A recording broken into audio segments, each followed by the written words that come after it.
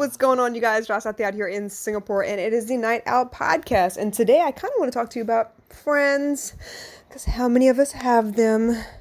No, honestly speaking, though, I want to talk to you about friends mostly because people have been talking about binge watching Friends all over again. People have been talking about their friends and who's checking on them and how they're going to get them back because they didn't check on, like, whatever the case may be.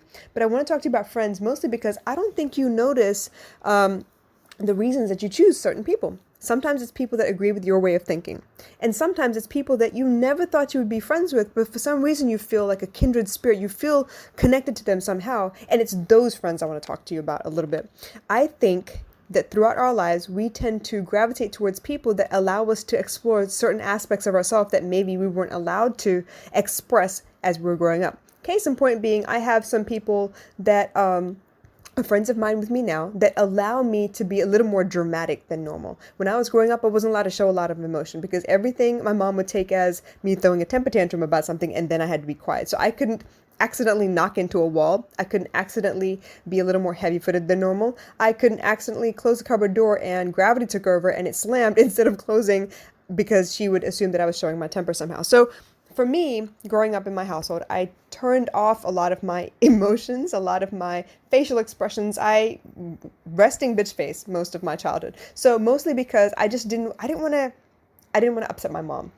And it's not that she's a bad person or anything, not anything like that, but most of the time she was worried about how we're going to make it from one day to the next, how we're going to, make sure that we eat well, sleep well, do well in school, because she was essentially a single mom.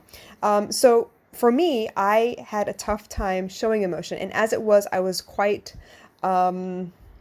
introverted and I didn't want to stand out. But there was a part of me that longed for that, right? So you see these people around you that are like so popular and they're so comfortable with who they are. They dress any kind of way. They don't care if people make fun of them. They're just really, really cool about it.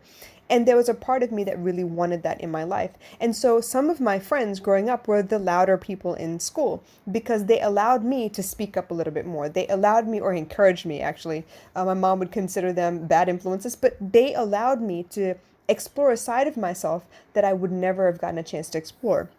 Same thing with coming back home to Singapore. Let's put it that way. I love wearing saris. I've been wearing saris since I was 16. And obviously from the time that I was 16 until I was about 32 years old, I was in the US. So there wasn't anything that could really push me specific to where in the US I was. I was in the 757, all right? The lower half of Virginia. So it was Hampton, Williamsburg, Newport News, the seven cities, basically, Virginia Beach, Suffolk, Norfolk, all of that area, right? And it was predominantly white or black with some sprinkling of Hispanic people around. So there wasn't a lot of Indian culture. And I didn't get a chance to really flex that sari muscle that everyone in Singapore has.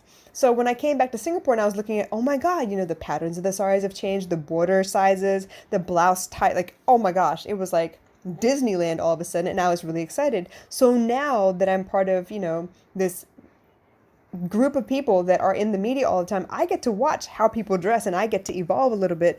And I like hanging out with those people because they allow me to flex that muscle that I've never flexed before. When I came back home to Singapore, the saris that I was wearing were all the Nylex see-through saris because I thought that was sexy as hell. And then all my blouses look exactly the same. They were off the rack. There were, they weren't all high neck, but they were like a medium round neck with a sleeve that came up to my elbows every time. It was the same blouse every time. And my grandmother made fun of me, talking about, oh my God, what the hell are you wearing? You're going to be made fun of because you look like an old lady dressing in a sari. So I gravitated toward people who allowed me to grow in a certain aspect of my personality. And I've never looked back since. There are parts of my childhood that I really, really loved. I love to sing. I'm not the greatest singer. And I truly, fully believe that when I, hit puberty, my voice changed a little bit. So I couldn't hit the high notes anymore. And my voice got a lot deeper and a little more husky. And it took me a really long time to adjust and like the sound of my voice. A lot of times I didn't like recording anything because when I heard the playback, I just wanted to puke. It sounded terrible. I didn't like the sound of my voice. Honestly speaking, what I hear inside my head when I speak and what I hear when it's repeated back to me or played back to me just did not match up. That's not what I sound like at all to me. And it took a while before I met a bunch of people online who were going through a coaching certification process alongside me. And they were like, I really like your voice. And I was like, what are you smoking? No, why? And they decided, you know what, you should do meditations. And I was like, no, but I don't want to. I don't want to do meditations. Like, there's nothing soothing about my voice at all. I don't like it. I'm just, yeah, no. And after a lot of coaxing, eventually they got me to do a live meditation inside of a Facebook group. It was a private Facebook group. And honestly speaking, the reviews from everybody else who had heard my voice were so shocking to me that it changed my perception of what I sounded like. And eventually I grew to love my voice. Hence, yeah, this is why I have a podcast. I like to hear my voice now. But if it wasn't for people who encourage you to do certain things like that, you don't realize what you're capable of doing. And this is why you have those odd friends sprinkled throughout your friend list. The people who allow you to be more daring than you would normally be, more outspoken than you would normally be, encourage you to pursue some of the things that you think are really cool that you're afraid that the mass public would probably ridicule you for. And they encourage you anyway because they're a little bit odd, they're a little bit different, and they're happy being that way. And you need those kinds of people in your life.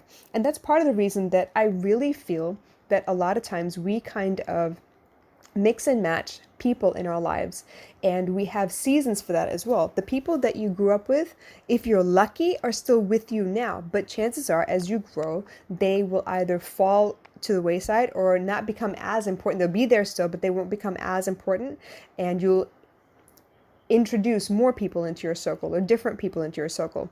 Right now, I have the esteemed privilege of being around a lot of artist types, and I couldn't be more proud or more excited because I'm finally in a phase of my life where I no longer care what people think, and I'm just going to try it anyway. So if people are going to make fun of me, y'all go ahead, do you. That's cool. I'm going to try it anyway. So all of those little things that I've been like yearning to do, like get back up and dance again. It's been 20 years since I danced, and if it wasn't for the encouragement of all these dancers here in Singapore, I probably wouldn't have dusted off my sari and gotten up and danced. But also, once I did that, the response was so good that it reminded me, hey, I do have a level of mastery when it comes to dance, and I do have it in my system where I've always loved it. I've always gravitated towards it, and I love learning new choreography in different styles of dance as well. And I just got a chance to kind of show off a little bit. That's also an aspect of myself that I haven't really fully embraced. The fact that I'm not really bragging, but I am enjoying myself and letting the world see that I enjoy myself.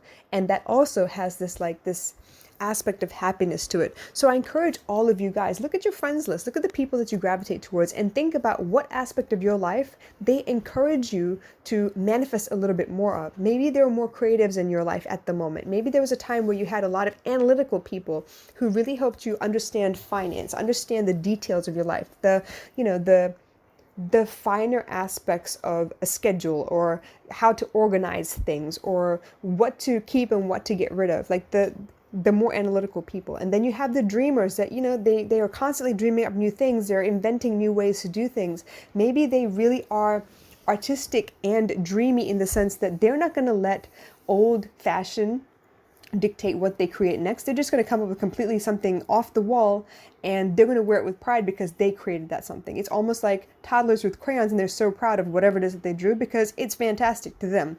So I encourage you, look at your friends list, look at the people that you surround yourself with, and think about what it is that they allow you to spread your wings on a little bit more.